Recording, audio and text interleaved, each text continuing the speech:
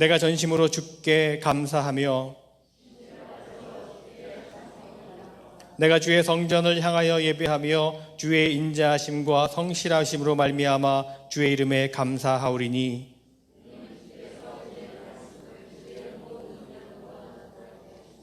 여호와여, 세상의 모든 왕들이 주께 감사할 것은 그들이 주의 입의 말씀을 들음이오며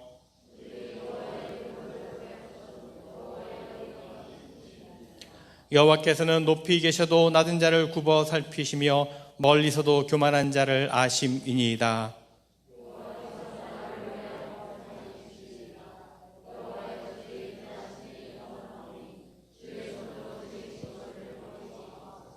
아멘. 사도신경으로 우리 믿음의 고백을 올려드립니다. 전능하사 천지를 만드신 하나님 아버지를 내가 믿사오며 그 외아들 우리 주 예수 그리스도를 믿사오니 이는 성령으로 잉태하사 동정녀 마리아에게 나시고 본디오 빌라도에게 고난을 받으사 십자가에 못 박혀 죽으시고 장사한 지 사흘 만에 죽은 자 가운데서 다시 살아나시며 하늘에 오르사 전능하신 하나님 우편에 앉아 계시다가 저리로서 산 자와 죽은 자를 심판하러 오시리라. 성령을 믿사오며 거룩한 공회와 성도가 서로 교통하는 것과 죄를 사하여 주시는 것과 몸이 다시 사는 것과 영원히 사는 것을 믿사옵나이다. 아멘. 성부 성자와 성령 찬송과 영광 돌려 보내세 태초로 지금까지 또 영원 무궁토록 성삼 위께 영광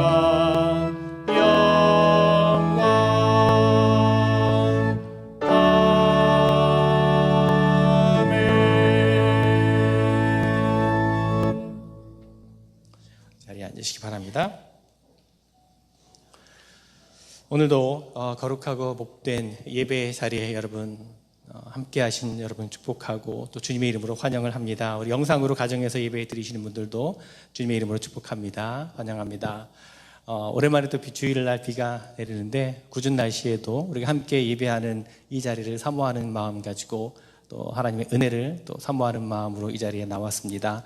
이 자리에서 주님께서 주시는 은혜와 평강과 축복이 예배하는 여러분 모두에게 가득 차고 넘치기를 주님 이름으로 축원을 드립니다. 우리 한번 서로 이렇게 좀 둘러보시고요. 인사 나눴으면 좋겠습니다. 환영합니다. 사랑합니다. 축복합니다.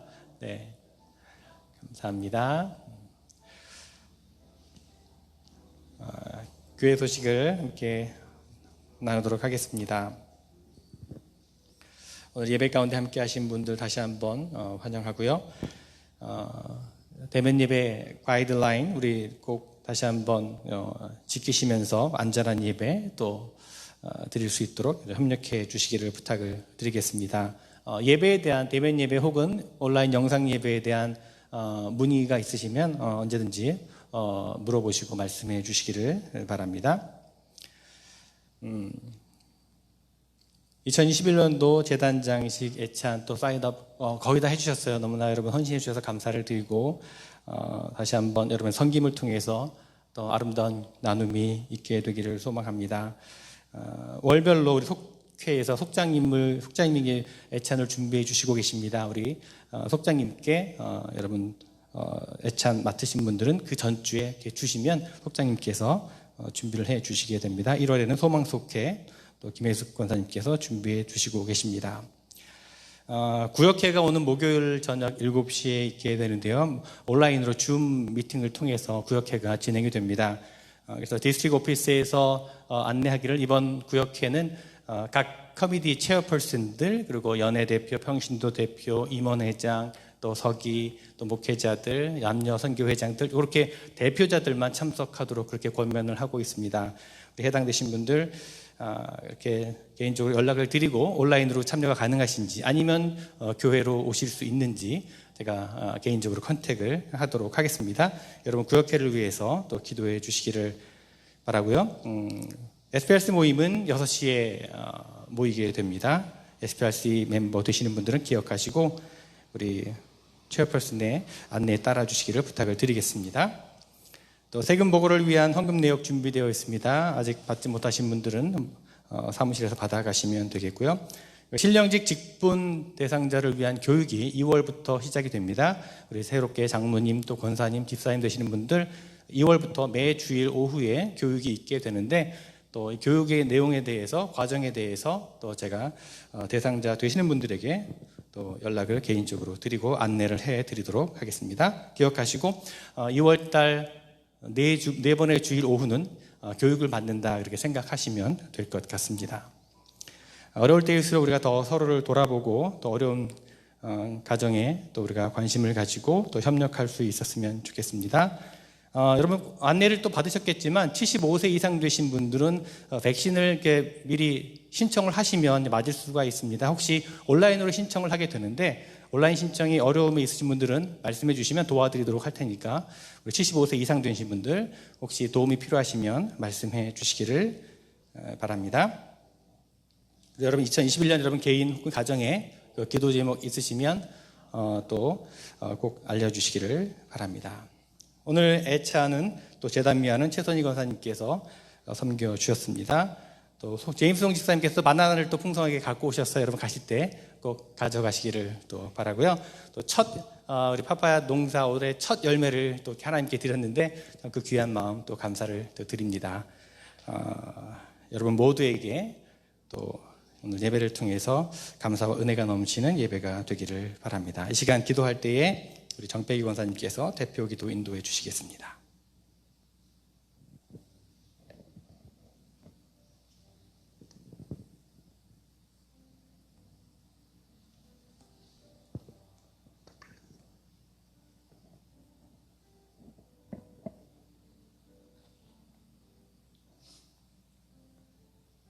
찬송하리로다. 하나님 곧 우리 주 예수 그리스도의 아버지께서 우리의 속한 이에게 하늘에 속한 모든 신령한 복을 우리에게 주시되 사랑의 아버지 하나님 한 주간도 저희들을 지켜주시고 건강케 이 자리에 나올 수 있게 허락하심을 감사합니다. 이 모든 예배를 아버지께 드려오니 주님께서 받아주시고 우리에게 이 땅에서 복이 되게 축복하여 주시옵소서. 새해가 들었는데도 아버지여 세상은 질병으로 많은 고통 속에 있습니다.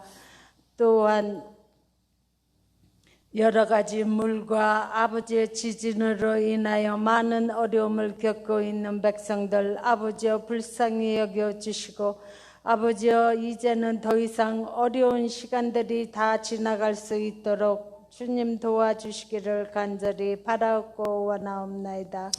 자유의 땅 아버지여 이 미국에서 저희들을 이 땅에 보내주셨사온데 저희들 이 땅에서 지금 무엇을 하고 있는지 한번 돌아보게 하시고 믿음의 선조자들의 그 뒤를 따라 저희들 몸과 마음을 다하여 주님을 섬기는 일에 조금도 부족함이 없게 도와주시고 새해에도 신령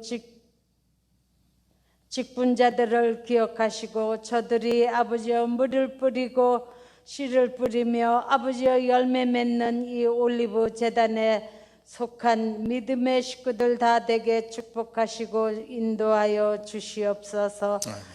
주님의 제자를 삼는 이 교회, 이 올리브 교회를 축복하시고 힘들고 어려울 때 이곳에 나와 기도하는 저희들이 되게 축복하여 주시옵소서. 또한 어려운 환경 속에서도 아버지여 이 재단에서 많은 봉사를 하고 떠나는 아버지여 우리 집사님 가정을 기억하시고 저들의 모든 이사 가정을 아버지께서 도와주시고 인도하실 줄 믿고 한국에 가서도 좋은 재단 만나 섬길 수 있는 선주 집사님 가정 되게 축복하여 주시옵소서. 또한 빈자리를 채워주시고 아버지여 새로운 믿음의 식구들을 보내주시니 감사합니다. 아버지여 저들의 믿음이 하나님 앞에 상달되기를 간절히 바라고 원하며 지금 이 시간을 통하여서 영상으로 예배드리는 아버지 올리브 재단의 믿음의 식구들 어느 곳에 있든지 이 시간을 기억하시고 아버지 함께 예배드려 하나님의 영광의 축복을 받는 시간 되게 축복하여 주시옵소서. 우리 단위에 세워주신 아버지여 주의 종을 기억하시고 밤낮으로 수고하는 아버지여 주의 종 아버지여 건강케 하시고 항상 독수리 같은 힘을 허락하시사 떨어지지 않게 하시고 아버지여 치솟는 힘을 허락하여 주시옵소서. 말씀 주실 때 그 말씀 붙잡고 한 주간도 건강하게 살게 하시고 아버지께서 기름 부어 세워주셨사오니 아버지께서 힘들고 어려울 때 아버지여 위로하여 주실 줄 믿고 감사하며 기도드립니다. 아버지여 이 자리에 모인 주님의 백성들 한 사람도 아버지여 아프지 않게 하시고 한 주 한 주 아버지여 저들의 가정에서 직장에서 또한 이 교회 안에서 항상 기도하며 하루를 건강하게 살아갈 수 있도록 기도하는 자들 되게 축복하여 주시옵소서. 이 자리에 참석하지 못한 주님의 백성들 혹시라도 운전하는지 아니면 어디에 있든지 이 시간 잠깐 멈춰 하나님께 예배드리게 하옵소서. 봉사하는 이들 아버지여 기억하시고 차지 컨퍼런스가 아버지여 월요일 날 있습니다. 한 해 동안도 수고하며 준비한 목사님의 차지 컨퍼런스 모든 게 잘 마무리 질 수 있도록 아버지께서 도와주실 줄 믿고 감사드립니다. 하나님 아버지 임원들로 수고한 손길들 어느 곳에 있든지 도와주시고 저들의 봉사가 헛되지 않게 하시고 봉사할 때에 나의 믿음이 더욱더 강건하여 질 수 있도록 도와주시고 낮에는 아버지여 구름 기둥으로 밤에는 불 기둥으로 이 올리브 재단 지켜주실 줄 믿고 감사드립니다. 하나님 아버지 말씀을 사모하여 이 자리에 나왔사오니 말씀의 은혜 받게 하옵소서. 우리 주 예수 그리스도 이름 받들어 감사하며 예수님 이름으로 기도합니다. 아멘.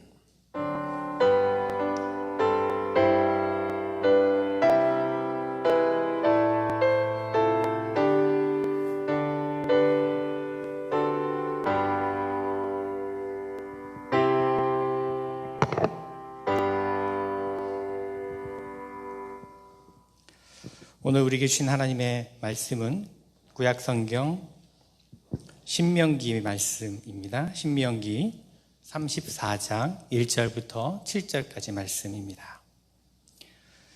신명기 34장 1절부터 7절까지 말씀, 하나님의 말씀을 읽겠습니다.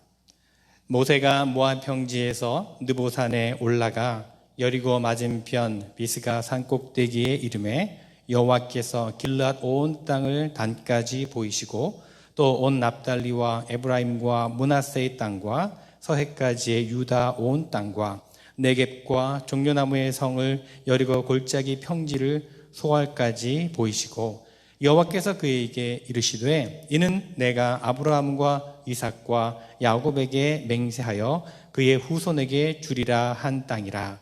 내가 내 눈으로 보게 하였거니와 너는 그리로 건너가지 못하리라 하시매 이에 여호와의 종 모세가 여호와의 말씀대로 모압 땅에서 죽어 벳볼 맞은편 모압 땅에 있는 골짜기에 장사되었고 오늘까지 그의 묻힌 곳을 아는 자가 없느니라. 모세가 죽을 때 나이 120세였으나 그의 눈이 흐리지 아니하였고 기력이 쇠하지 아니하였더라. 아멘. 우리 함께 우리 찬양 오나의 자비로운 주여 찬양 고백하기를 원합니다.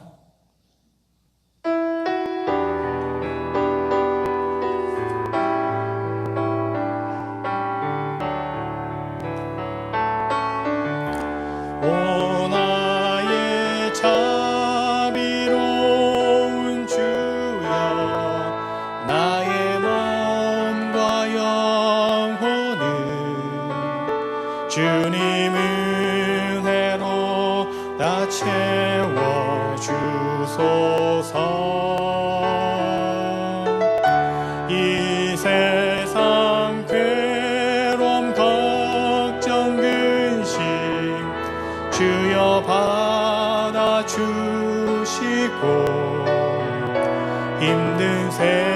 세상에서 인도하소서. 예수 오 예수 예수 오 예수 지금 오셔서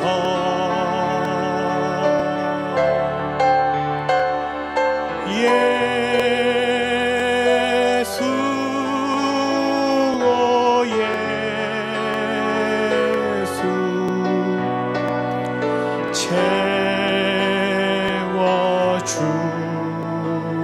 채워주소서. 모여라 주께 찬양하라. 나의 귀한 친구야. 주 이름 앞에 너 두 손 모으고 오 너의 슬픈 세상 눈물 너의 쌓인 아픔을 십자가 앞에 너 모두 버리고. 아멘. 예수 오 예수 예수 오 예수 지금 오셔서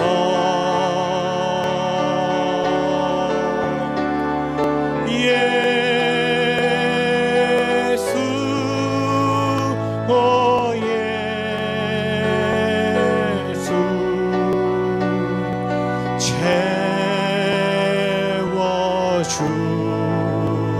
채워주소서. 예수 오 예수 다시 한번 고백합니다.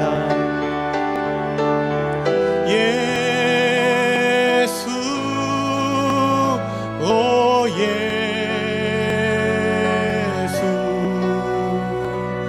지금 오셔서 오 예수 예수 오 예수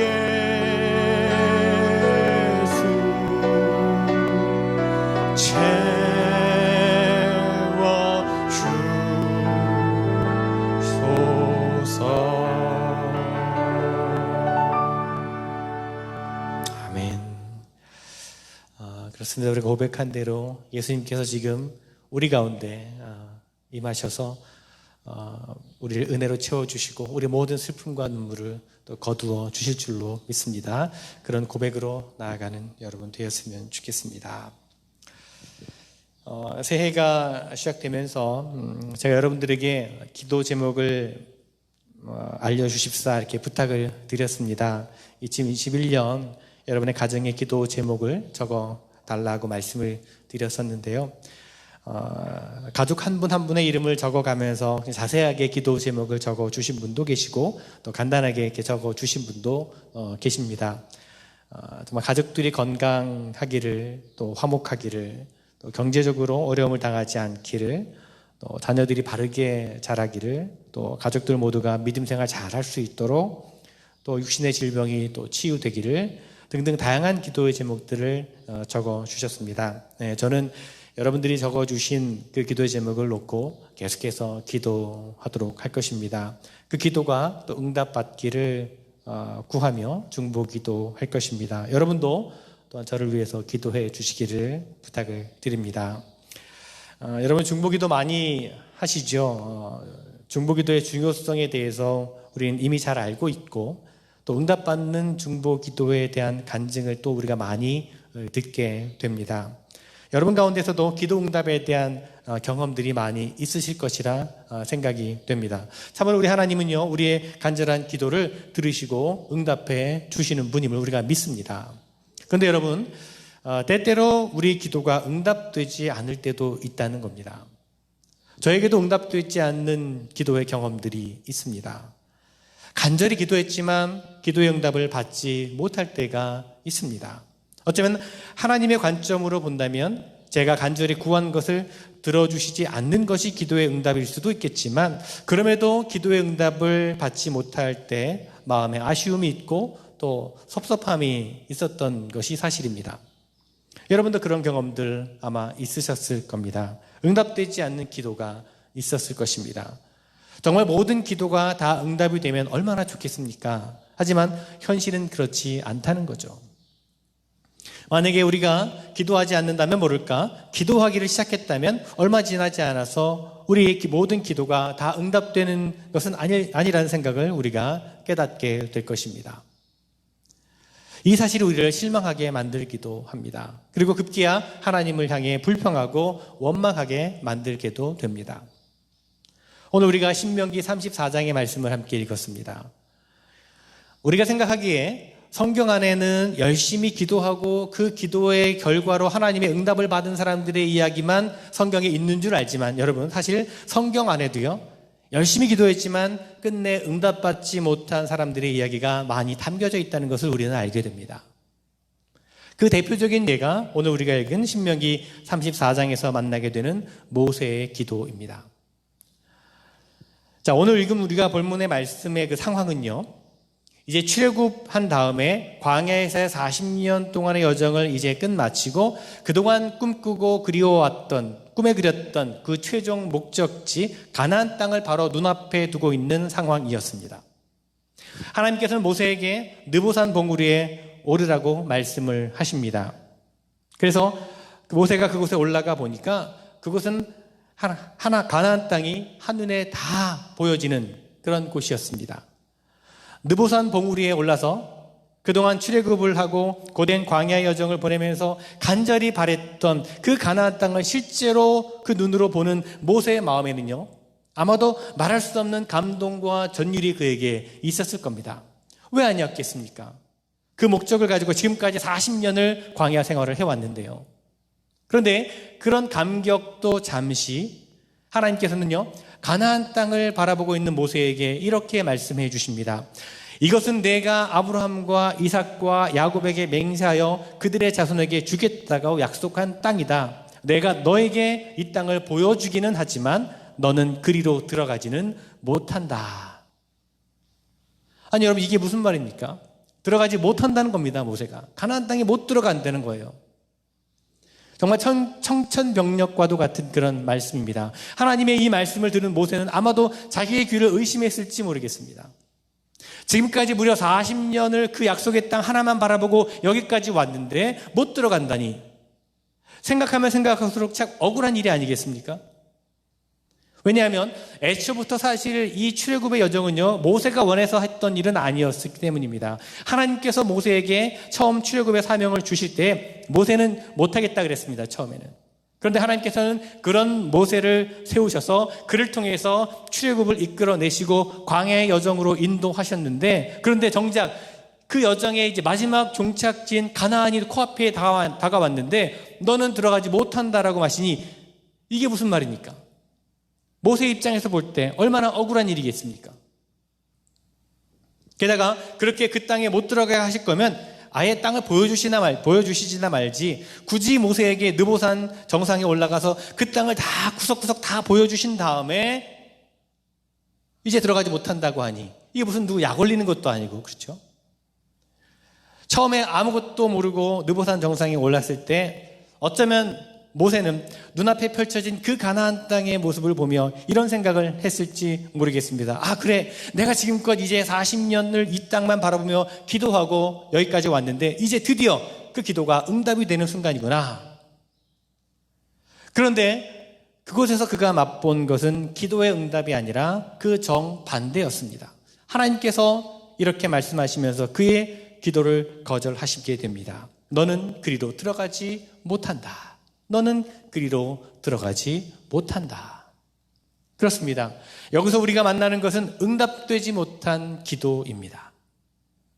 모세는 그의 평생을 두고 그 땅에 들어가기를 사모해 왔지만 그런 모세의 기도가 끝내 응답되지 못한 것입니다. 그러니 얼마나 허탈했을까요? 너무나 실망스럽고 너무나 원망스러웠을 것입니다. 우리 생각에 그렇습니다. 아마 그렇지 않았을까? 우리 생각엔 그렇습니다. 그런데요, 참 이상한 일입니다. 그 평생의 기도가 한순간에 거절되고 있는 그 상황 가운데 모세는요, 자신의 기도를 거절하신 하나님 앞에서 너무나 담담한 모습이었다는 것입니다.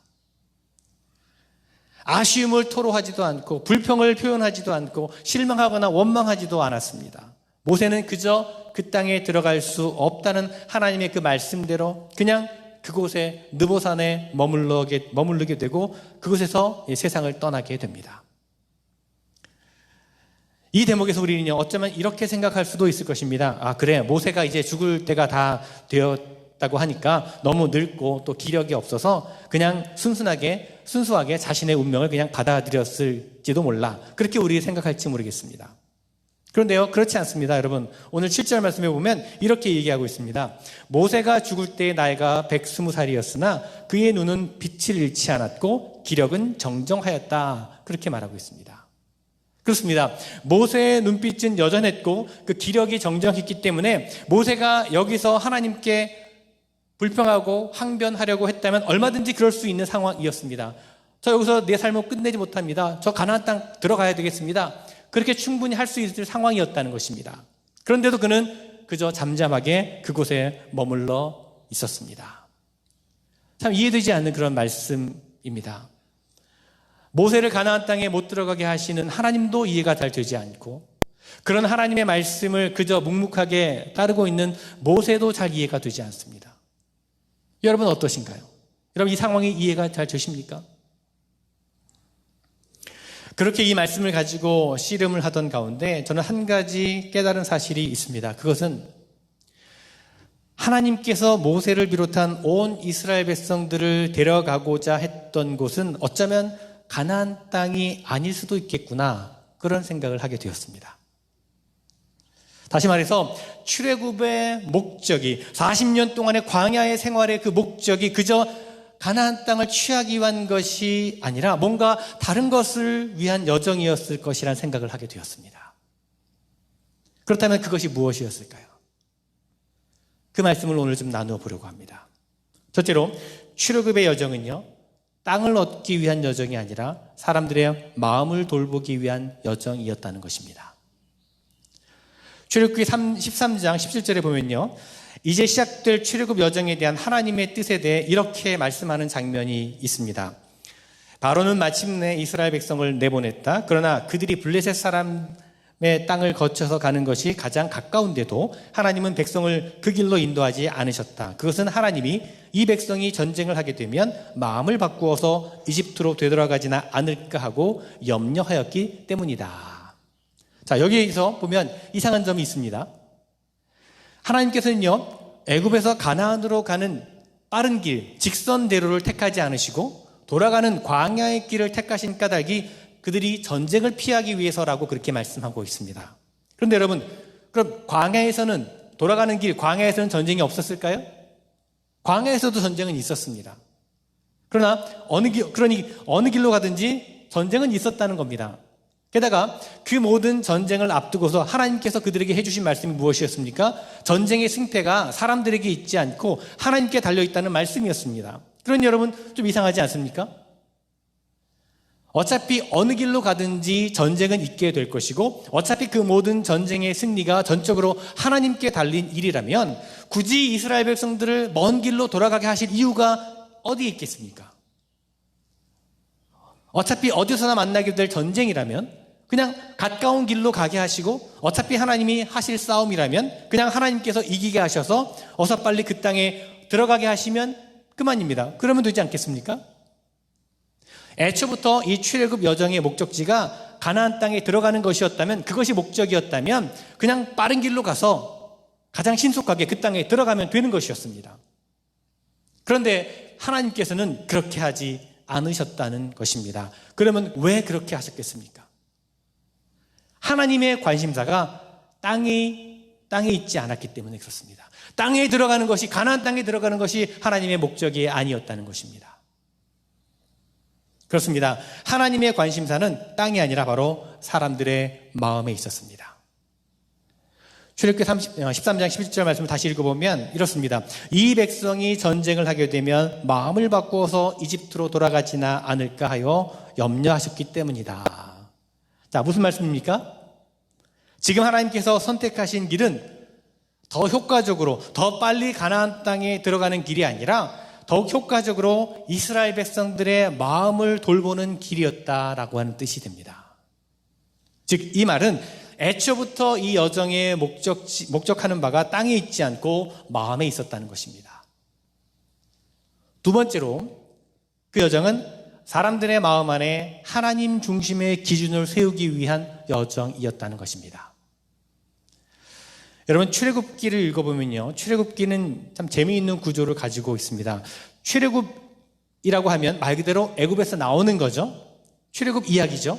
그런데 정작 출애굽 여정을 다루고 있어서 진짜 출애굽기라고 불릴 만한 부분은요, 출애굽기 전체 40장 가운데 3장부터 19장까지가 전부입니다. 그리고 오히려 절반 이상에 해당되는 20장부터 마지막 40장까지는요, 시내산에서 받게 되는 그들과 언약을 맺으시고 그들에게 주어지는 언약에 대한, 계약에 대한 말씀입니다. 법에 대한 말씀입니다. 율법에 대한 내용을 소개하는 것뿐입니다. 그러니까 이상하지 않습니까, 여러분? 처음 이 여정이 구체적으로 시작되는 출애굽기 3장은 분명하게 이 여행의 목적지가 젖과 꿀이 흐르는 땅이라고, 가나안 땅이라고 했습니다. 그런데 이 출애굽기 전체의 구조를 보니까 그 분량을 볼 때 정작 가나안의 이야기는, 가나안 땅에 들어가는 이야기는 얼마 되지 않고 더 많은 분량에서 율법에 대한 이야기를 하고 있다는 겁니다. 분량도 분량이지만 심지어 출애굽기는요, 이스라엘 백성들이 가나안 땅에 들어가지도 않았는데 그 책이 끝나버립니다. 출애굽기가 진짜 전하려고 하는 핵심이 가나안이라고 하는 땅에 있었다면 그렇게 그냥 책을 끝내서는 안 되겠죠. 어떻게든 가나안 땅에 들어가는 이야기로 그 이야기까지 나아가야만 됐었습니다. 그런데 출애굽기는요, 그렇게 율법에 대한 이야기를 계속 하다가 마지막 장인 40장에 와서는 마치 하고 싶은 말을 다 했다는 듯이 그냥 책이 끝나버립니다. 자, 여러분, 이 모든 것들이 뜻하는 바가 무엇입니까? 이 모든 것이 의미하는 것이 무엇입니까? 출애굽과 광야의 여정에서 나타난 하나님의 주된 관심은 이스라엘 백성들이 가나안 땅에 들어가는 것이 아니라 그들을 율법 앞으로 이끌어가는 것에 있었다는 것입니다. 그들을 하나님의 말씀 앞에 서도록 하는 데 있었다는 것입니다. 그것이 더 중요한 목적이었다는 것입니다. 다시 말해서 출애굽기가 말해주고 있는 출애굽의 여정의 핵심은 뭐냐면 가나안 땅이 아니라 바로 하나님의 계명이었다는 것입니다. 여러분, 율법이 무엇입니까? 계명이 무엇입니까? 율법은요, 이스라엘 백성들로 하여금 하나님 중심의 삶을 살도록 하게 하는 원리요, 원칙이요, 기준입니다. 그러니 이 모든 것을 두고 볼 때 우리는 출애굽 여정을 통해서 하나님께서 세우시려고 했던 것은 결코 땅의 지경이 아니라 바로 하나님 중심의 기준이었다라고 말할 수 있습니다. 땅이 아니라 사람들의 마음 안에 하나님의 중심의 기준을 세우는 것, 하나님 중심의 삶의 원칙을 세워가는 것, 이것이 출애굽기에서 드러난 출애굽의 목적이었다라고 할 수 있는 것입니다.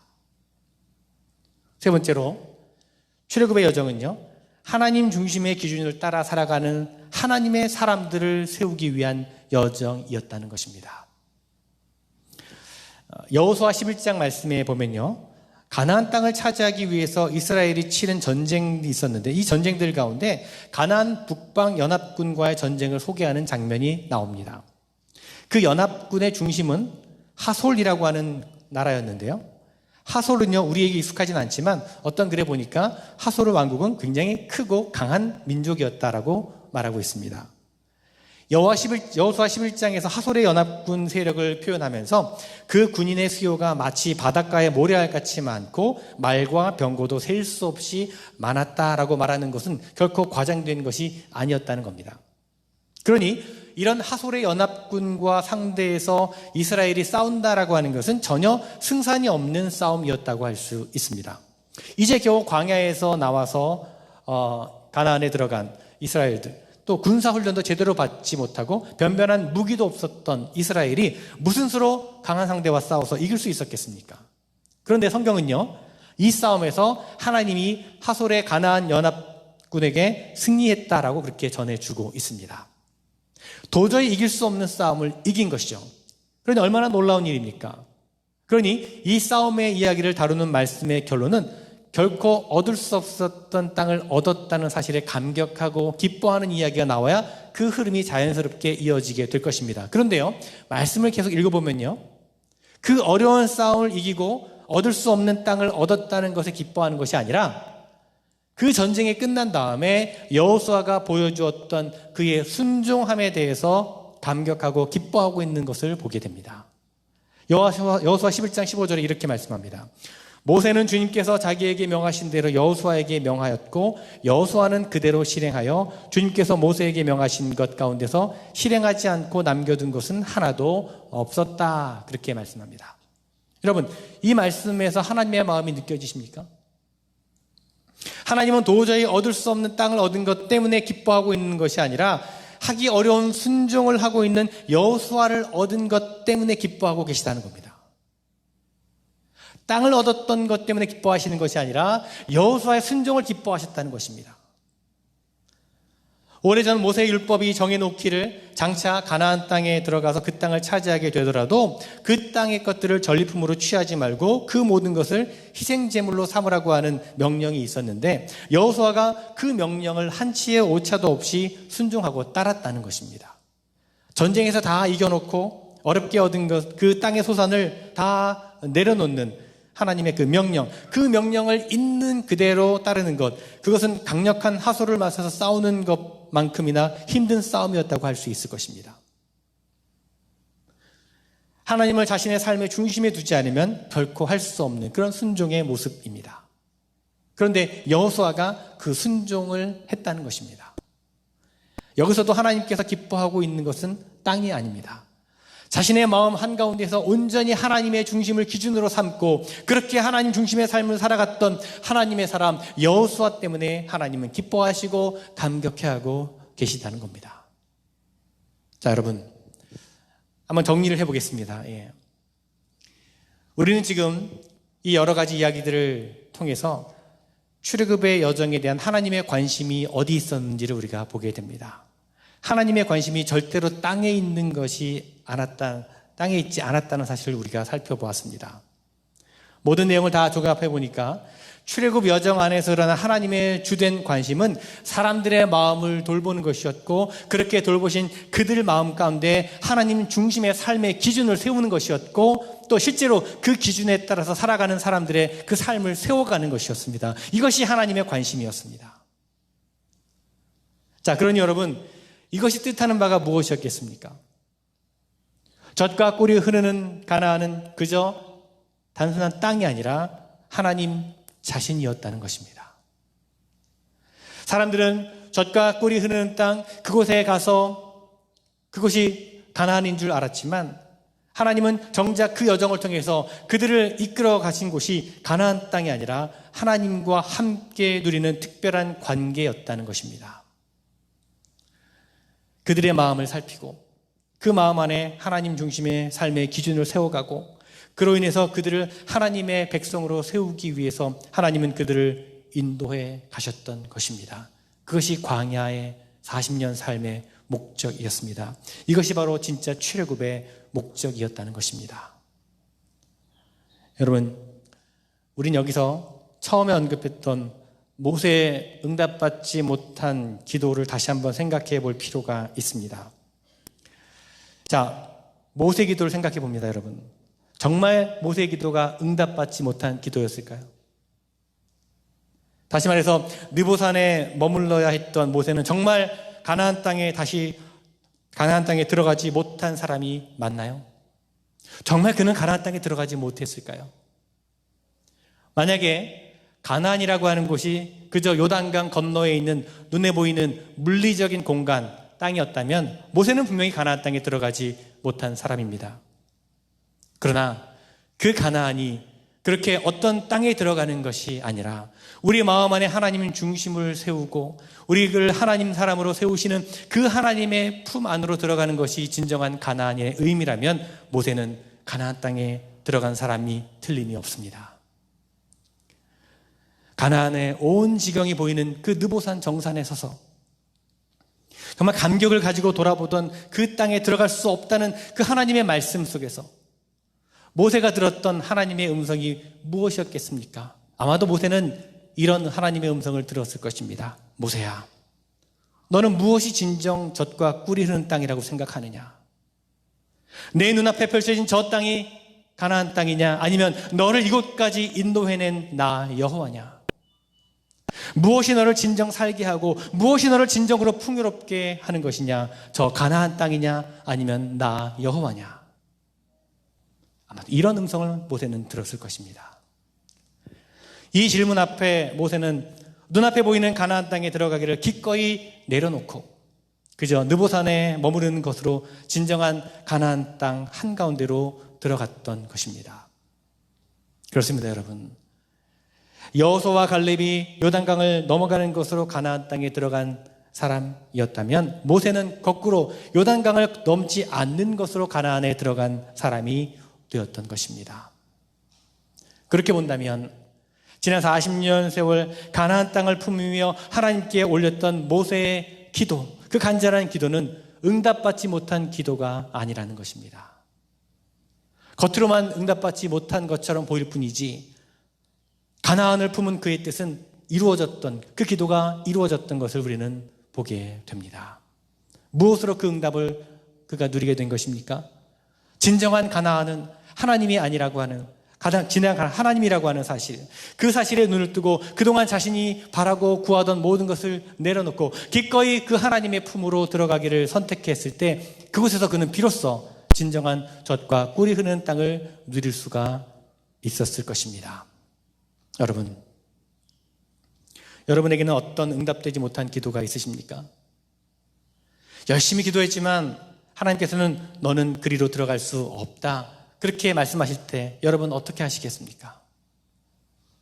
이 말씀은 우리를 실망하게 하고 원망하게 하는 말씀이 아니라 오히려 진정한 기도의 응답의 자리 가운데로 우리를 부르시는 하나님의 초청이라고 우리가 이해할 수 있어야 될 것입니다. 하나님께서 응답되지 않은 우리의 기도의 자리에서 이런 질문을 우리에게 던지고 계십니다. 여러분에게 이런 질문을 던지고 계십니다. 너는 너에게 있어서 가나안이 무엇이고 너의 기도의 응답이 어떤 것이라고 생각하느냐? 네가 바라고 원하는 그것을 얻는 것이 기도의 응답이라고 생각하느냐? 아니면 너를 지금까지 인도하신 나 하나님이냐? 하나님께서 여러분에게 물어보십니다. 여러분, 이 하나님의 질문 앞에서 여러분 어떻게 대답하시겠습니까? 여전히 내가 바라는 것을 얻지 못한 것을 아쉬워하면서 하나님이 아니라 바로 저기 더 넘어 있는 가나안 땅이 내 기도의 응답이라고 계속 주장하시겠습니까? 아니면 내가 바라던 그것을 기꺼이 다 내려놓고 하나님만을 바라봄으로 나에게 가나안은 저기 더 넘어 있는 땅이 아니라 바로 하나님 당신이십니다, 그렇게 고백하시겠습니까? 바라기는 여러분, 저기서 너머의 가나안 땅이 아니라 여기 느보산에 활짝 열려있는 하나님의 품 안에 머물면서 진정한 젖과 꿀이 흐르는 가나안을 맛보았던 그 모세의 감격이 여러분과 저에게 있었으면 좋겠습니다. 그렇게 우리의 삶이 하나님의 품 안에 온전히 안기어서 참된 평안과 기쁨을 누리는 삶이 되었으면 좋겠습니다. 그것이 정말 참된 기도의 응답이라고 하는 것을 우리가 다시 한번 깨닫고 날마다 기도의 응답을 경험하며 살아가시는 여러분 모두가 되시기를 간절히 주님의 이름으로 축원을 드립니다. 기도하겠습니다. 주님, 때때로 우리가 우리의 기도가 응답받지 못했다고 여기며 불평하고 원망했던 모습을 돌아봅니다. 주님께서 우리에게 원하시는 것이 무엇인지 그 참뜻을 깨닫지 못하고 실망했던 우리의 모습을 또한 고백합니다. 바라기는 주님, 이제 우리의 눈을 열어 주님을 바라보게 하여 주시옵소서. 주님 안에 머물고 주님 안에 거하며 주님께서 우리의 삶의 중심이 되어 주시는 그것이 바로 우리 삶의 가장 큰 축복이요 가나안이라고 하는 사실을 다시 한번 깨닫게 하여 주시옵소서. 주님을 삶의 중심으로 모시고 주님께서 인도하시는 삶을 살아가게 하여 주시옵소서. 주님 안에서 참된 기쁨과 평안을 얻게 하여 주시옵소서. 예수 그리스도의 이름으로 기도드리옵나이다. 아멘. 우리 함께 찬송하시겠습니다.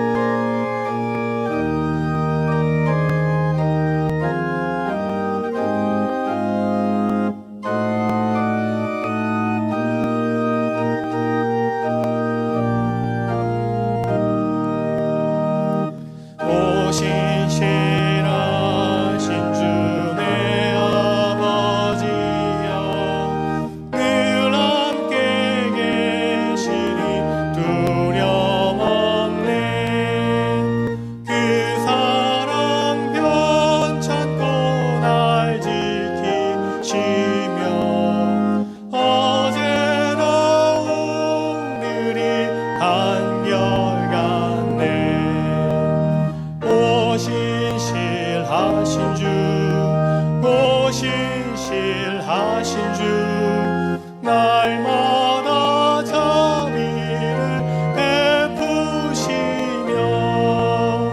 일용할 모든 것 내려주시니 오 신실하신 주 나의 구주 봄철과 또 여름 가을과 겨울 해와 달 별들도 다 주의 것 만물이 주 영광 드러내도다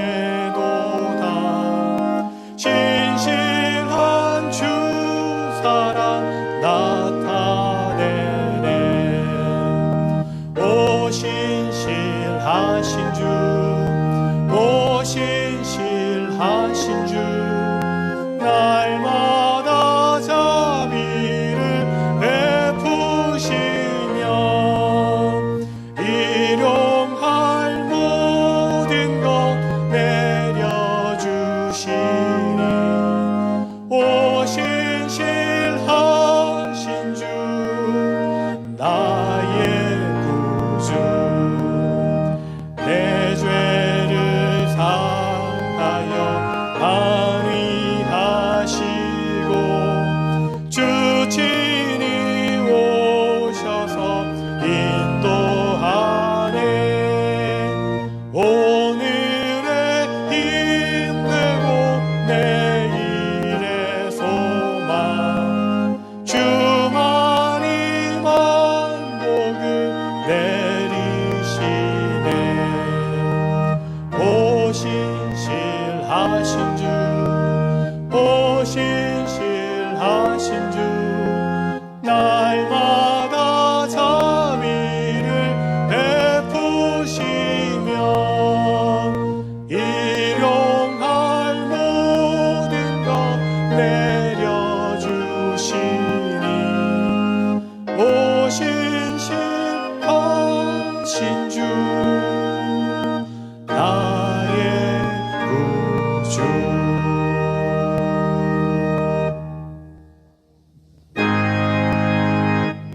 반복의 근원 하나님 온 백성 찬송하고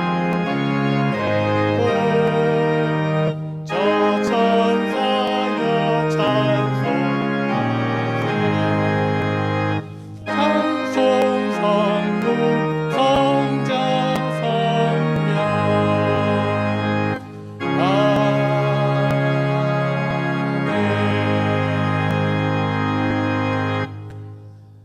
하나님의 은혜와 사랑에 감사를 드립니다. 지금까지 우리의 삶의 여정 가운데 함께 하시고 하나님 뜻대로 살아갈 수 있도록 인도하시고 지키시고 도우신 은혜에 감사를 드립니다. 참으로 우리가 하나님 품 안에 거하고 하나님의 말씀을 우리 삶의 중심에 세우고 하나님 말씀대로 살아갈 수 있는 것이 가장 큰 기도의 응답이라는 것을 다시 한번 깨닫게 하여 주시옵소서. 우리를 향하신 하나님의 사랑과 은혜 또 감사하고 그 은혜를 기억하여 이 예물을 드립니다. 기뻐 받아 주시옵소서. 정성과 온 마음으로 드린 이 예물을 기뻐 받으시고 하늘의 신령한 복과 은혜를 모든 삶의 자리 가운데 가정마다 가득 채워주시기를 원합니다.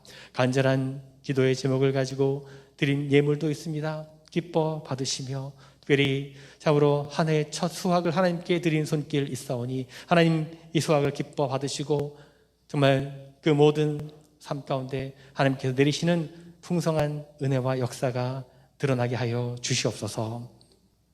여러 가지 어려운 형편 가운데 있는 성도들 있습니다. 그 상황과 형편을 돌보시고 하나님 어려움 당하지 않도록 늘 지키시고 도와주시옵소서. 드려진 모든 예물이 하나님의 나라와 사랑이 필요한 것에 쓰여지는 예물 되게 하시며 예수 그리스도의 이름으로 기도드리옵나이다. 아멘.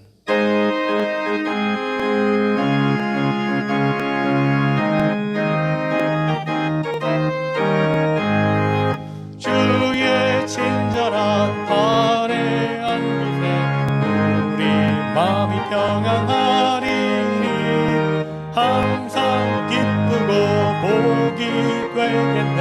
영원하신 발에 안기세 주의 발에 크신 발에 안기세 주의 발에 영원하신 발에 안기세 날이 갈수록 주의 사랑이 두루 광명하게 비치고 전성 가는 길 별이 가리니 영원하신 발에 안기세 주의 발에 크신 발에 안기세 주의 발에 영원하신 발에 안기세 주의 보좌로 나아갈 때에 기뻐 찬미 소리 외치고 겁과 두려움 없어지리니 영원하신 발에 안긴 아멘. 주의 발에 크신 발에 안기세 주의 발에 영원하신 발에 안기세. 아멘. 이제는 우리 주 예수 그리스도의 은혜와 하나님 아버지의 크고 놀라우신 사랑하심과 성령의 감화 역사 교통 충만하심이 참으로 참된 기도의 응답이 무엇인지 정말 하나님께서 우리 삶 가운데 원하시는 것이 무엇인지 그 뜻을 깨닫고 하나님 중심의 삶을 살아가고 늘 하나님과 동행하며 하나님 품에 안겨 살아가기를 간절히 원하며 이 자리에서 나아가는 사랑하는 성도들, 저들의 모든 가정과 일터와 삶의 모든 자리 위에 주의 몸된 교회 위에 지금부터 영원토록 함께하옵시기를 간절히 축원하옵나이다. 아멘.